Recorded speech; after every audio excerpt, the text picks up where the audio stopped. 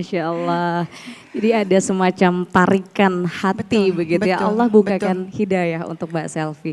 Kalau dari Ustadz sendiri mungkin ada yang ingin ditanyakan ke Mbak Selvi, boleh? Bismillah, hidup di dunia entertain pasti nggak mudah. Dengan semua dinamika, ujian masalah. Ada satu hal yang menarik dari kisah proses menuju hijrah yang dilakukan sama Mbak Selvi. Lagi mabok masih sempat sholat. Itu dia. Nah ini keren.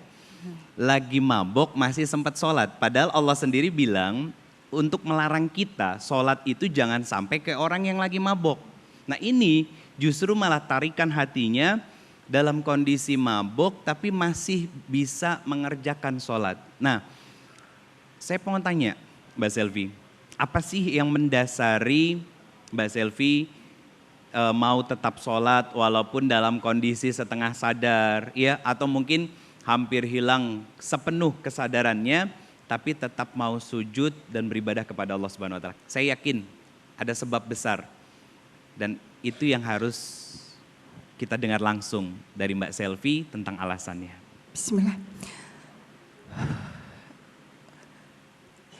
Itulah tadi mungkin Pak Ustadz kekuatan daripada Selvi sebagai manusia itu, dan Selvi tidak pernah malu untuk sharing ini karena Allah itu maha pengampun, maha memberikan hidayah kepada siapapun yang mau dan mengejar cintanya Allah itu Allah insya Allah mudahkan.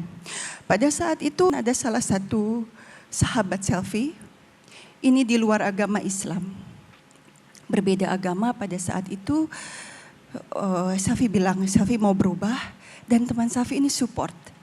Jadi ketika kita hangout gitu pergi, justru dia yang mengingatkan, Kak ini udah asar.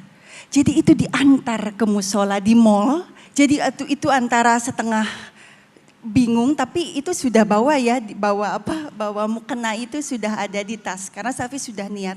Jadi diantar sama sahabat yang bukan muslim justru, jadi di situ Selvi diantarkan, ditungguin sholat. Di mall itu Selvi masih ingat di area Senayan. Setelah Selvi selesai sholat, itu turun dari eskalator, itu seperti kayak nge-freeze. Jadi kayak tiba-tiba di pause dan kayak ada satu titik kayak ketenangan yang sangat amat luar biasa yang Allah patrikan di dalam hati Selvi.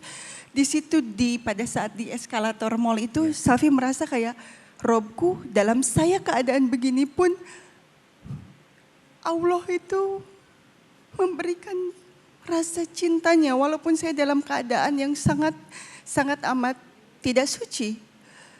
Dari situ Selvi meyakini bahwa ini adalah start awal bahwa Allah maha pengampun, Allah membukakan pintu hidayah bagi siapapun. Dari situ Selvi ingin mengejar cintanya Allah. Masya Allah. Jadi itu kekuatan, semua kekuatan dari Gusti Allah, Selvi meyakini itu Pak Ustaz. Masya Allah, Masya Allah. Ternyata pelajaran besar dari beliau yang bisa kita tarik bahwa Allahumma ja'alni minat tawabina waj'alni minal mutatahhirin. Salat itu bukan untuk orang yang suci, tapi salat adalah sarana untuk orang-orang yang mau mensucikan diri. Masya Allah. Jadi berarti Allah melihat Mbak Selvi adalah sosok yang mau mensucikan diri dan Allah membuka pintu hidayahnya untuk Mbak Selvi. Begitu ya Ustadz ya.